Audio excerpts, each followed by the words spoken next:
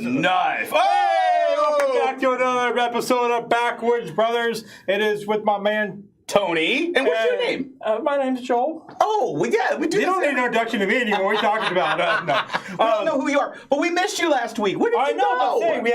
We were out of town for a city council conference thingamabobber with the League of Oregon Cities conferences and stuff with other mayors and city councils. Oh, the monkey mucks, the higher ups, the big cheese. Yeah. Oh, sorry. I had to do that this time. It was fun. Yeah. It was definitely good, and there's a lot of good learning, and a whole lot of confirmations. It's interesting. There's a whole lot of interesting involved. Interesting. That's the area of politics which we are talking about today. Oh, no, we're talking about. We talk about that every we're not talking about just politics. We're talking about psychological warfare. Psychological warfare, otherwise known as, and I have to say it here, mind beep.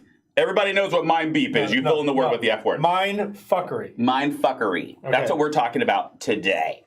I know. You're ready for it? You're ready for it. Good. If you are joining us today, welcome. Welcome. We need you. We need you. So join on. Get online. Yay! Like, share, subscribe. Do all the stuff you're supposed to do, right? Yay! Yes. Share, and then share again, and then share your share that you're sharing your share. Yes. Can I preach to you for a second? No. Psalm 23. I said no. 7. Glad you said it. Come on to church. Psalm 23:7 says this, you guys. So a man thinketh, there he is. Say that again. So a man thinketh in his head, so is he. There he is. So if I'm thinking I'm sitting on a beach somewhere, I'm sitting on a beach somewhere? Well, it kind of does. Well, yeah, I guess nowadays it does work that way. If you want to be a fish today, you think you're a fish today, you're a fish today, tomorrow, and for the rest of your life, you're a fish. Okay. Anyways. Hey guys, don't forget to comment during the show. Yes. Even if it's after the show, because we still look at your comments and make fun of them. I mean, talk about them. What we're going to talk about today is local news, like Christine Dreisen up in the news. Yep. And we're not going to talk about the other ones. And Tina Fuckshit. And Tina Fuckshit. Yeah. And we're going to also talk about today. Well, this is the last one. I know homeless crisis. Hold on. Brandy says, I identify as a billionaire. I understand that, and I have to pay the bill. Can you identify as a dollar heir for a while? Wow. That was awesome. That was great. Thanks, sis. I'm glad you identify as a billionaire, and it goes out of his pocket. I identify as a negative heir. You identify as a homeless man. Yes. After she gets done with you, okay. So no, she's not bad. She's not. No, she doesn't. But she does. She's very pretty, and I love you. And she spends very little on herself. You know that. What? She spends very little on herself. She's all about you. Well, she spends very little on things. That's true. That's true. But that's not what we're talking about today. So we're talking about Christine Johnson. We're talking about Tina Kotek. We're talking about homeless crisis. We're also talking about Candace Owen. Mm-hmm. And Candace Owen kind of made news again with Kanye West. Did you, by the way, before I get into that, did you see the interview with Tucker Carlson and Kanye West? I watched. I skipped the part he was talking, and I don't remember what it was about. It was good. Our producers I remember it was good. But I don't remember what it was actually about. I haven't seen it, but I did take snippets from it because they did a little bit of Candace Owen and Kanye West did a little bit of a political. The left would call it stunt. Let me see if I can stop my fingers and make it happen. Ready? Okay. Ready? 1, 2. Oh, I didn't. Right before. That was right on the money. My mind works faster than my fingers. Mine. That's what we're talking about today. So, how many of you guys watching would actually wear a shirt like that in downtown Portland? Okay, that's the first question I have. That's only because I'm a good shot. Huh? That's only because I'm a good shot. Only because you're good. So isn't that pitiful that you can't wear that type of shirt down there without being in fear that you're going to get shot? That makes a big statement, It is bro. pitiful, but at the same time, I understand that people have very lack of morals these days and can't seem to control themselves. Right. I mean, because if you had been at your mind fuckery for years and years and decades, I mean, of course you're going to be a little off. Yeah. Of course, when you've been indoctrinated with a mindset, Candace Owen actually speaks to that, and she actually writes a book on how to escape the Democratic plantation. Mm-hmm. And it's an easy guide. I've never read it, But it basically says where she compares African Americans who were physically enslaved in 1865 to their present day descendants who also she argues that are mentally enslaved by the Democratic Party. She slams she actually gives a question, and she talks about the Democratic black loyalty to the party, which she argues functions as a plantation. Okay. In which people of African American descent do, at ground level, have worked for the Democratic Party, but received very little. Perhaps very little in return. So basically, what she's saying is the Democratic Party is like a black hole. It's a void. It sucks the life out of you. Well, it tells you how to think. It says this. Not how to think. Or what to think. I'm sorry. I have it all backwards tonight. I was all set up for this, and I really was, because look, the Democratic Party. Hey, read the script. Well, at one time or another, brother. Yep. The Democratic Party gave the impression that they were for what the Statue of Liberty invites. Okay. You're poor, you're lame, you're da-da-da, bring me your. Yeah. But when it's for the political agenda of creating a stronghold on people that are vulnerable, that's when it becomes an issue. And so right now there's a stronghold on getting a population to think that they're less than, and that they need help, and that they need support, and that they need coddling, and that they need this, and that they need this, and that they need this. Well, here's the thing is, the Democratic Party, historically you can see, they constantly shift on where their moral value sits, because they don't base it on actual moral values in many cases. What they do is they're putting it based upon a political response. And the Republican Party has done that more recently, as they being more political based rather than trying to sit on the core values of what they actually have. Whereas a conservative party, which is not really a party, but the conservative values out there, they have never shifted. They have their conservative values, just like there's a liberal values. Those particular groups of people, they've never shifted their actual values of what they have. And while liberal values and conservative values are different, and there's things that they may or may not agree on, in some cases they overlap on some things. In some cases. But the parties have shifted, and then there's the extremes of those parties.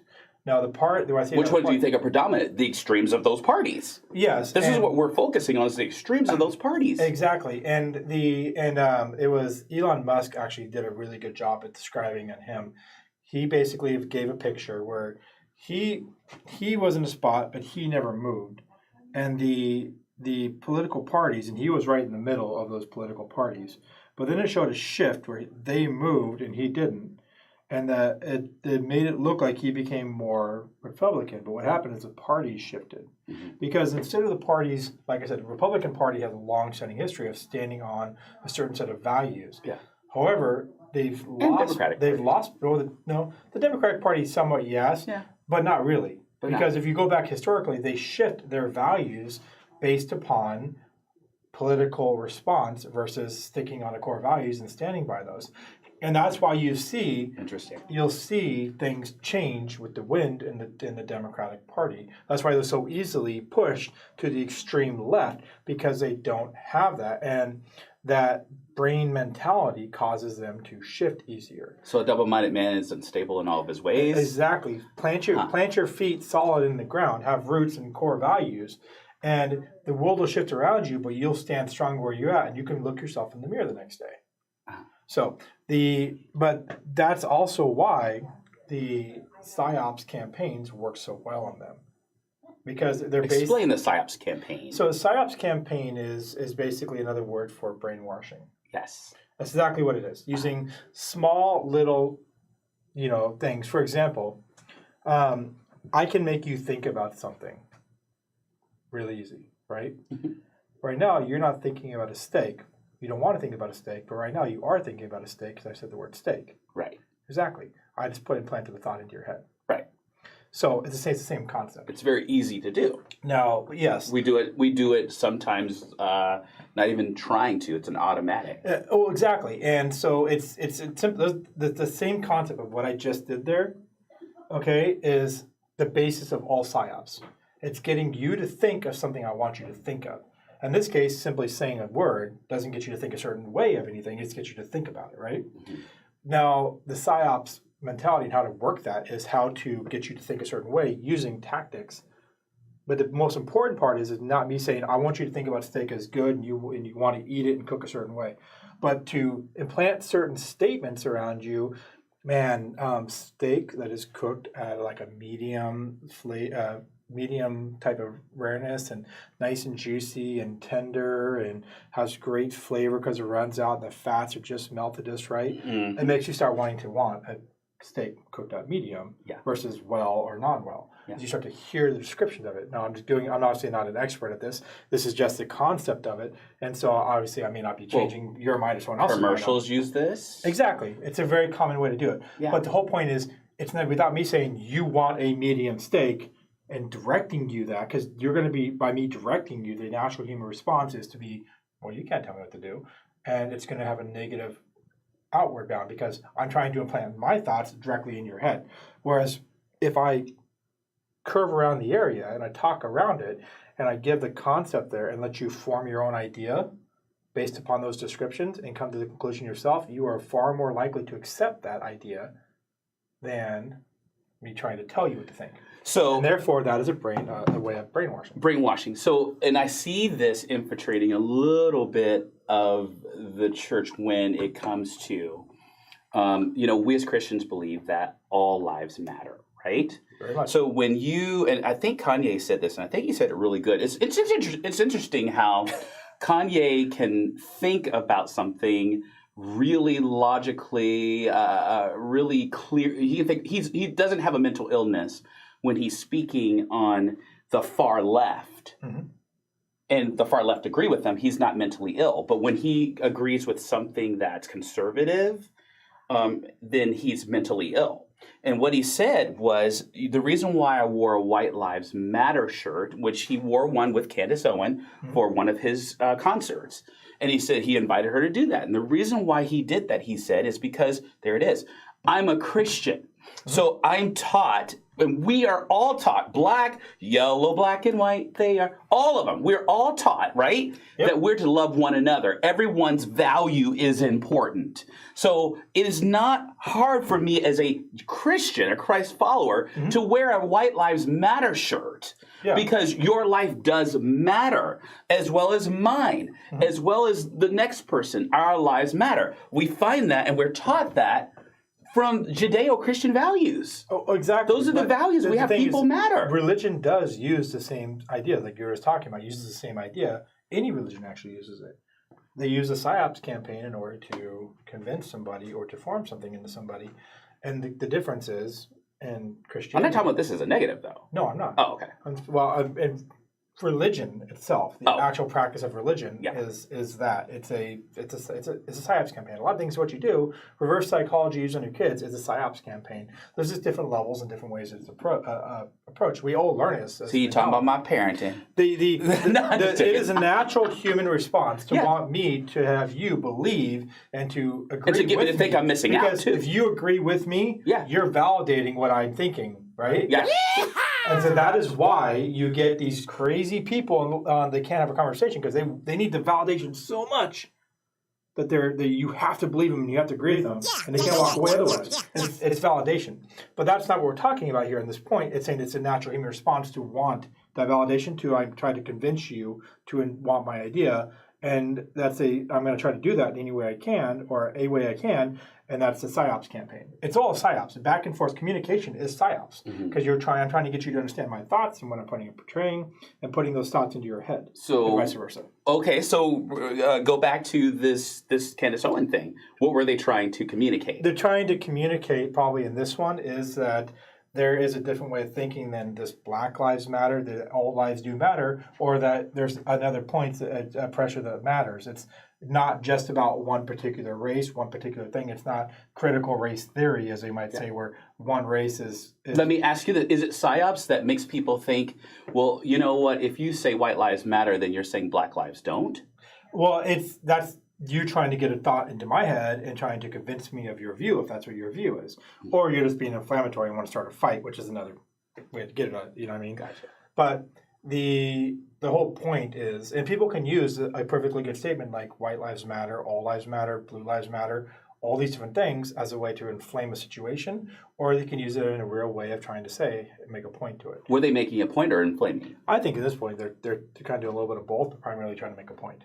Uh-huh. So they want to drive conversation, which might mean that they're going to try to spark it a little bit, but probably for a good cause, trying to get the people talking about it. You said probably for a good cause. I say probably because I don't. How could I that don't, be not a good cause? Well, I mean, like I said, people can misuse stuff for the wrong purpose. They can spark a flame to get notoriety. Misuse. Yeah. But the thing is, you truly you don't really know the intention of someone else's heart. Only God knows that. So you can assume the best about somebody. Well, Kanye explained why he wore exactly. it. And his intention was, I believe in my Christian values that say all lives matter. Exactly. And so therefore, including yours. He's portrayed what his intent is. So we can take him and trust him as word. That's what his intent is, right? Mm-hmm. But like I said, without going too deep into branches here, because if we're starting to do a little bit, we don't really know the matter of someone's heart. Only God knows that. Well, the interesting part about this is, and I hear you pushing the PSYOPs narrative right now, and I think you have a perfect segue into possibly our next conversation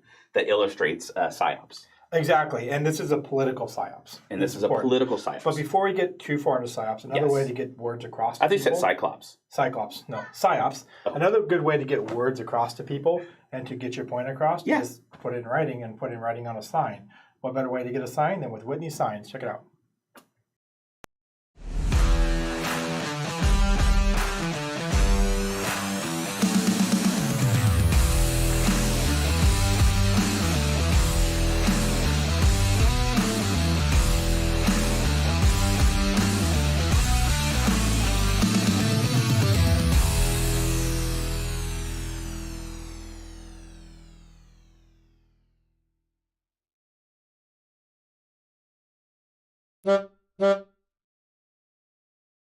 Hi, my name is Joel, and I am not paid for this advertisement. But, as you can see, Sean Drinkwine is running for mayor. You should vote for Sean Drinkwine. Great mayor. Did you say run for Sean Drinkwine? Vote. You should vote for him. him. Hey guys. Don't run for Mayor him. Drinkwine running up for campaign for re-election. Great mayor. He's done some great things in here. Honk, honk. You know, honestly, I think some of the times the best elected officials aren't the ones out there trying to throw a banner and say, hey, look at everything I did. They just get the job done, and that's something that Mayor Drinkwine does. He gets the job done whether you see it or not. If you want to know what he's done, go talk to him. He'll share it with you. Dang, I couldn't have said any better. Okay, so we're talking about... Yay, Sean! We're talking about PSYOPs. And yes. So before I jump right into this, I just want to give them a basis to go on, and then we can break it down. Build that foundation. We got a video for you. Watch this. The most anti-abortion group in Oregon wants Christine Drazen to be our next governor. She's been endorsed by the NRA for years. Now Drazen is supported by January 6th rioters and members of violent militias, and she's campaigning with election-denying MAGA loyalists. If the radical gun lobby, MAGA extremists, and anti-abortion forces all want Drazen to be governor, that means Christine Drazen won't work for you. Paid for by Friends of Tenneco 104792. The red haze over there. We'll probably need to come back and play that again, but for now, there's actually an image. You got it. There it goes. There's an image I want to pull up too. We're going to talk about this image now that you've seen the video. Okay, so you saw the video. It's a video on there. This is just of her there. So in the first part of the video, we'll play it again in a minute, just so you can look at it after we talk about it, so you can see the difference I'm talking about. Is first of all, if you look at the screen, you actually have Christine on here, but you have this kind of hazed over, almost reddish kind of haze over there. It's called sepia, I believe. Sepia, but it's the haze that they put over it, okay? That's a filter they use. It makes her blues look a little more black, and it looks like it's, kind of like not smeared, but kind of like hard on the eyes. Now, you take the black, the red, and the white, okay? And you take these positions, which you had multiple images like this. These are colors that, and especially for many that are alive, and my age and older, which is 30s, 40s, 50s, 60s, that I learned about Holocaust and things like that, and other dictators. All these are colors are very common with a dictator, and are common with Hitler. The phrase of raising your hand or raising your fist or things like that. Suggestion. Or straight out, things like that. These are all things of dictators that did. So this is the PSYOPs piece where they take images like this. You can see where I took the screenshot of the play on the bottom. It's screenshots like this, videos like this, and they put these things in there because as they play them, you don't feel happy and excited by her facial expressions used throughout the video, by the haze over it, by these colors, by the positions of a dictator's type positioning. All those are very small, subconscious or subversive type of tactics that they're trying to get you to think. And so when you start thinking about Christine and you see this multiple times, and maybe next time you see a video that happens to be a negative video, you start to make this kind of back of your head connotation. Now, if you're already in that democratic mind think where you've heard a lot of bad things and they're constantly feeding you the stuff and you're watching the media and you're already questioning about it and you see things like this, it's going to be much easier to make that jump in your head from, oh, Christine is a bad person because she wants to do X, Y, and Z, okay? And then they touch on things like that you may be more apt on, like keywords, like anti-abortion or gun prayer activist or whatever it might be, things that you're already questioning on maybe your political views if you're Democratic or something. And they blow those up so those pop at your eyes, along with all the other pieces there behind it. That's all pieces that they build on to subliminal. Thank you, John Nieder. Subliminal. I couldn't get the word. It's been killing me for days. Messaging. I kept saying it over to try to get it in my head, but I lost it every time. Yeah. Subliminal messaging. And basically all those together add up for you to have by the end of this. It doesn't matter what the person's saying. Mm-hmm. None of that really matters. It's what you're seeing. So if you're a Democrat, you're more likely to see that, and some of those thoughts will become cemented. Over time, will become cemented into your brain. Well, and you already formed an opinion about her based on what you saw there. Yes, and if you guys have noticed, you've seen a lot of Tina Kotek out there. It makes me sick every time I see it, but I'm so tired of seeing that. Before we get there, though, can I say something with that? Yeah. It wasn't just the subliminal messaging of the picture. That was a great description. But what got me, because I'm a visually impaired guy, I don't see pictures, right? Yep. I hear words. And these are the words I heard during this ad that actually, for if you are a conservative, if you're a person who's a Republican, these are buzzwords right now that can strike up also fear within the Republican. Can strike up those like this. Drazen, anti-campaign. It was she has people who are anti-abortion activists who support her. January 6 rioters. That was another thing that was mentioned. Members of violent militias. That was mentioned on this campaign. And election denying MAGA loyalists, right? What got me was members of violent militias. Yeah, that really got me because if we happen to know the person who's running, and I don't know about you, but I don't think she's for violence. Well, she's not, but just because someone supports you doesn't mean that you're for it. That's the key thing is there can be a lot of people that vote for you or support you that you don't agree with. Well, they did that with Trump. The news did that with Trump. I know. It's a subliminal messaging, or they're using, like I said, for you. And like I said, in most cases, words don't matter near as much spoken when you see it on the screen. But you had a key point. There are people that are either not paying attention to the screen, that are that don't see well, that have basically where they can't see the video. Yeah. But those words are there being spoken, and they're hitting key things. But words matter. Yes, words do matter when you're hearing them and you're paying attention to them, and those are key things they're trying to get across. Those words, even if you're not paying attention, you may hear them, and it could potentially be just as much as a subliminal message, and that's a great point. Yeah. So subliminal, and it was overt. Oh yeah, well, I mean it was very overt, but I'm saying I think did I hear right that they emphasized those keywords when they said it. Let's watch the video again and listen for those words. I didn't listen to it as much the first time. Yeah.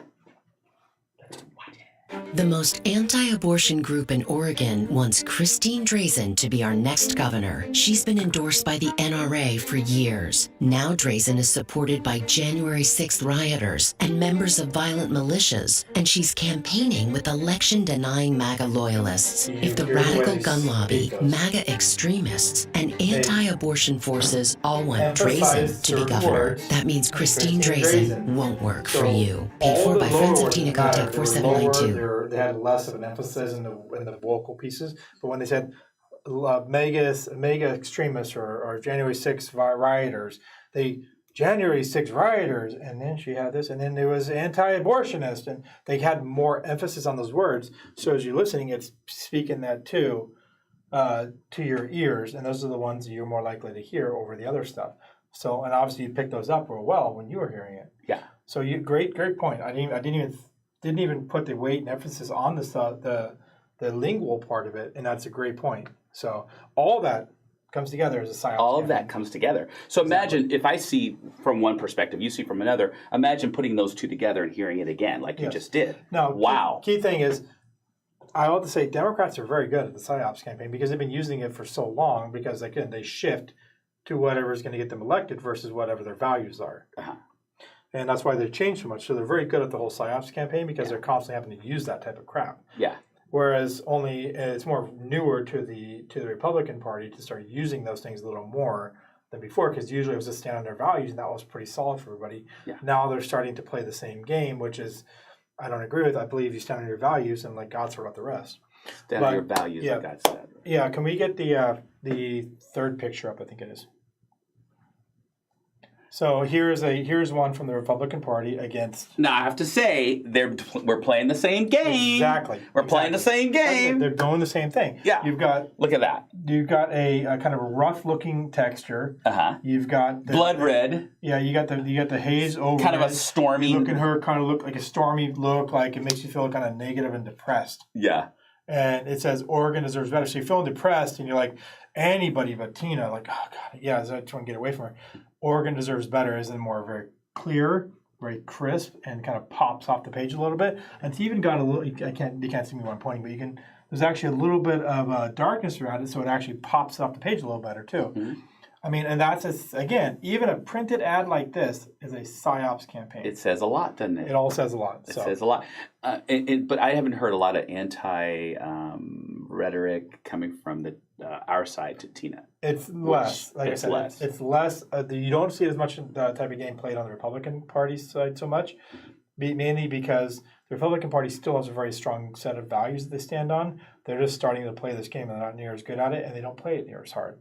But of course, if you put up, well, I'm glad. If you put up image 5, I'll show you why they didn't play it so hard. Okay, image 5. That moment you realize your entire platform is fixing issues created by you and your party while you were speaker and Dems had the governorship and supermajority. But that's a flattering picture of her. Yeah, it's a funny looking picture. I'd say, say what you're going to say above there, but you were nice. But yeah, so there you go. Yeah. That's why they have to play all these stupid tricks. Well, there you go. Speaking of a trick, I'm going to go ahead and change the topic really fast. I've tricked you into pizza. Hey guys, we have Hitch and Post Pizza, local Estacada. I almost said Estacadian. Local Estacada. Pizza extraordinaire. Valerie has this wonderful place that we want to show you in live and color. Just picture all the pizza you can get. You can also play all the games you can play at this place. You can, as a matter of fact, I went there a couple of nights ago and they had quite the shindig there. It's like a Disney World place. Anyways, it was a shindig going on. So I want to show you a little bit of that commercial, and there we go.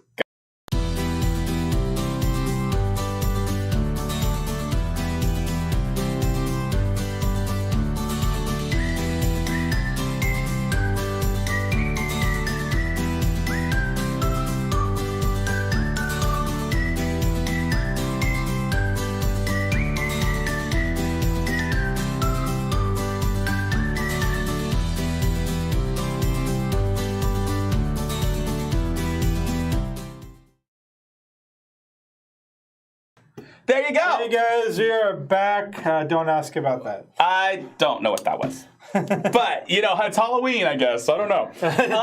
We're going to have a scary show coming up soon here. No. Oh, shoot. Okay, anyways. Maybe, I don't know. There's enough scariness going on. There's enough scariness going on in the world. We don't need scary here. You know what? Maybe if we get our costumes in time, we can wear them on the show. Yeah. You know my favorite show of the year, though, that we do? What's that? It's our Christmas show. I love our Christmas show. I like the New Year's show. Yeah. The New Year's. That's what it is. We do the wrap up for the whole year. Yes. You got it. I wouldn't say we stand up for that one, but we stand up for this one now. So. Yeah. So we're going to sit down for that one. We're going to lay down for that one. Yeah. We're just going to float. Yeah. Join our Christmas show. That's coming up. Or no, our New Year's show. That's coming up on New Year's Eve. We're going to be out in the yard. It's like this. Yes. Okay, guys. But there's enough scary stuff going on in our state and in the country. Local. Yes. Like local. But do you want to go into that one, or do you want me to go into Portland first? Well, we can talk about Portland, and I'll make the comparison here because we can only say so much locally. Yeah, a couple weeks ago, you guys, there was camera footage captured of a homeless woman who was napping actually inside of Kelsey Smith's home.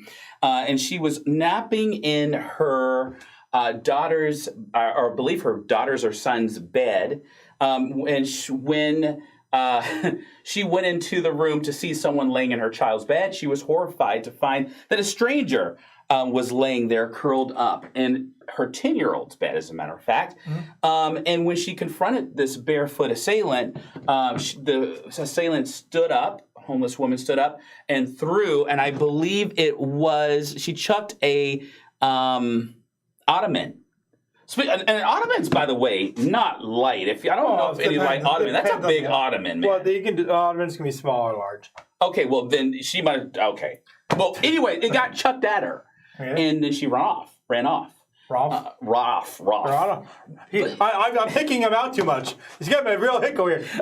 Roth. Shindig. No, but this is what happened. This is what happened in that home, and it would be considered a home invasion, and someone laying in your child's bed, I'm sure, is just not. I would burn the damn thing afterward. I would be terrified before. I wouldn't even worry about the after effect. I'm like, why are you in my child's room? I didn't say I'd get him out of it first. No. Yeah, but it's happening too often in Portland with not just the homeless population, but largely with the homeless population, where there are home invasions and coming in, and people are not feeling safe in their homes. There is a homeless crisis. As a matter of fact, Christine Drazen once she's in office, wants to declare the homeless crisis a state of emergency. Which, if you've looked up a state of emergency, it's the proper thing to declare because it gets the federal help that we need. Yeah, bring in the National Guard to do some work. What do you think about that? Bring in the National Guard for it? I think there's a lot of things to do with the National Guard. One, they can clean up, and two, they can clear out camps a lot quicker. So, I'm not saying that you need to come out and pointing guns at them and things. I'm saying get them to come out. I was trying to picture it in my head. I'm like, wait a minute, what are you thinking about that? Like, huh? Okay. I'm human. I'm not going over. Dun. I was like, you go find out. That was like, he threw a national, no, it's not national. National Guard gets the funding. But, I was thinking about that. You get the funding so you can activate the National Guard to come out. They can clean up the areas and the streets better. They have equipment. They have supplies. They can help get this situation solved quicker. Medics and everything else to come out. They can have people come out and treat and analyze people that are homeless, try to figure out what they can plug them into. There's a lot of things they can do. But largely, there is a mental health crisis amongst the homeless. So what do we do? Are we classifying drug use into mental health? And drug use as well. But that's the biggest thing. Which our state created. You have the mental health, like that. You have the actual mental health issues. Then you have the drug-induced mental health. Like there's such a thing. Yeah, the drug issues. Yeah. I'm going to call them drug issues what they are. Yeah, it's technically a mental health thing. I'm calling them what they are right now for a clear cut. You have mental health, you have drug issues, and then you have people that have the weird situations, lost job, and have mental finding one. Or those type of... Did you know what you just did? You just did a psyops just now. You know why? Mental health issue, drug issue. I saw that. I was sizing it based upon the statistics. Statistically, mental health, drug issue is statistically massive. Other issues like legitimate reasons why they might be on the home because they have trouble finding Which work. is more there. Whatever it is, maybe they made a bad choice. Now that you have trouble getting a job because they can't pass a background check or something. Right. Along those lines, weird areas, or they're disabled or whatever it might be, outside, like physically disabled. Yes, because 75% of the disabled population, by the way, are without jobs. Yeah, and that's normal. A lot of them have other people to help support it, or they get disability, but that's besides. And then you have a chunk, which is another big chunk, actually bigger than disabled and bigger than mental health, that's not drug-based, but they just don't want to follow the rules, and they want to be separate from societal constraints. Yes. And so you take the mental health and you take the actual disabled and legitimate circumstances. Those are the ones that need the resources to actually get taken care of. These ones here, the drug issues, need to just go to rehab and be held accountable. Our rehabs are so in and out. They are revolving doors, as I'm sure you're going to talk about. Like I said, they need legitimate drug rehab, and not the treatment. Not 72 program. hours, but They 21 need legitimate days, rehab 28 days. and accountability to stick by that. And if they don't stick by it after they've been treated, they need to be held accountable by going to jail. Criminal prosecution to take care. But now I'm not talking about criminal prosecution that our country calls it. I'm talking about criminal prosecution like you might find in Russia. You put them through an actual criminal prosecution. You don't get cable. You do get 3 meals a day, but it tastes probably like bland rice or something. On a metal tray. You get your under the door. legit meal. You spend a lot of time inside your cell, and you get a little bit of time outside to do your thing, and that's it. You don't get all these extra creature comforts, and you are legitimately in jail. Right. Right. And so you actually do that portion. That's going to have a much bigger effect. People aren't going to enjoy being in jail, and they're not going to enjoy the fact is that they may get to visit their family once a month, and and they may not be put in a jail right around their family. They may be put in a jail and they cross the state. So it means that their family has to travel to go see them. So the families can hold them accountable too. These are all things that we need to stop doing in our country. If you're in jail, you're there to be punished, and this whole and that is something that needs to be stick. You want to be at a punishment that sticks. Stop arresting somebody and releasing them the same day or the next day on arraignment when they've done serious acts or you've had to have a serious response to it. So, well, and this person that we talk about actually, I believe it was 2 weeks prior or 2 weeks after this home invasion was arraigned and detained, but released. Yeah, I'm going to talk a little for about kind of the same act. I'm talking a little about the local one that happened here. We had a local incident that happened here. I'm going to make some connections. I'm going to say what I can Who's say. here? Huh? Here in Estacada? Here in Estacada. Okay. So I'm going to leave some details out because I can't speak on some of it because I have information as a city councilor that I can't share publicly. But what I can tell you is there was a break-in at a home here in Estacada, sorry. Estacada. I'm not the only one mixing up words. Apparently my brain's all... Sandy is about 15 minutes away. You were born in Sandy. You were born in Sandy. I actually kited. I was not born in Sandy. You were born in Sandy. No, I wasn't. I grew up in Sandy. I was born in Oregon City. Really? Yeah. Anyways, but we're not going to talk about that. Okay. Now, you just made me put up personal information across the entire internet. Thank you. I was born in Washington, D.C. Yeah. So what year? What hospital? What's your social security number? You know what? Get on with the rest of it. I almost gave my phone. I almost gave it. Anyways. Okay. Only if you have LifeLock. Anyways, that's a LifeLock. I would like to get the money for that. Anyways, okay. So right here in Estacada, there was a woman broke into a home and was threatening suicide and barricaded herself in the home. Okay, the police were called and they ended up having to call SWAT and come in and remove her from the home. They took her to jail, and that's basically what I can speak on to right now. Without going too deep into it, the lady has history, and they haven't solved it yet. So I think that's about as far as I can go without crossing any lines. I'm sure I might be a few other things I can say, but I don't want to. I don't want to bump the line. This story doesn't sound any different from what we just talked about. Yeah, it's pretty much the same story in some ways. So yeah, of course there was no ottoman throwing. Right. But the whole point is that when someone requires like a serious response like that, or they commit the crimes, and they obviously posing a threat to other people by doing these crimes, there should be a point where they're held until their hearing. Now, if it was something where someone stole, one thing, versus breaking into a house and attacking somebody, is a point where that person needs to be held until they're not just arraignment, but held until they go to trial. Yeah. Because obviously they're proven to be a danger to the public. Right. Now, that's where it matters, is they a danger to the public or not? And if they've attacked somebody, they've proven to be a danger to the public. Mm-hmm.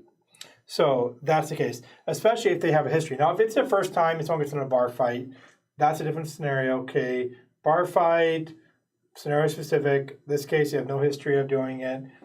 Let them go until with their bond and everything else, or from the arraignment. If they have done it before and they have history of it, hold their butts until you go to trial, and then go from there. Yeah, we're empathetic to the mental health issue, right? Mental health. Yeah, empathetic to that. Give them mental health treatment while they're there. While they're have there. Someone come speak to them, things like yes. But don't turn them over to the hospital and let the hospital release them into the public. Right. Give them the services they need. If they need to go to the hospital, send them to a secure hospital. Yeah. Get the treatment. So they're not a danger to themselves or others. Exactly. And then if it's not time, if they're done with their treatment and whatever else, and it's not time for their court date, send them back to jail and let them sit there in the jail until the court date if they've proven to be a history of danger. And obviously, now, like I said, if it's their first time, fine. It's short of them actually like stabbing somebody or something like that. Yeah. In that case, definitely hold them. But you're talking about a pandemic right now. You want to talk about a real life pandemic? This is a pandemic. The homeless is a pandemic. It's a pandemic. And so, what happened with COVID pandemic is where people were being released. It was so many. It was an influx. I don't know if I want to call it a pandemic. I want to call it an epidemic. An epidemic. No. Maybe it wasn't. Yes, an epidemic. Well, it's an epidemic. Epidemic's a post-pandemic, right? Yeah. I don't even know. Yeah. Well, it's a problem. It's a huge problem. So it sounds simple the way you said it, but there's obviously complexities to it. But yeah, it's a complex problem. The whole point is enforce the laws, keep the dangerous people off the street. That's what the jails are there for until they need to go. But like I said, it has to be history and it has to be situational, of course. But obviously, if someone has broken in and attacked somebody and they have a history of mental illness and things, you can't let them back on the street. Yeah, when you get to the physical attack. Because then who are you hurting? You're so worried about maybe hurting or violating their rights. What about everybody else's rights? Yeah, you have to take that into account too. That's true. What's that? I know. So I know. Oh, the producer just gave us 5 minutes.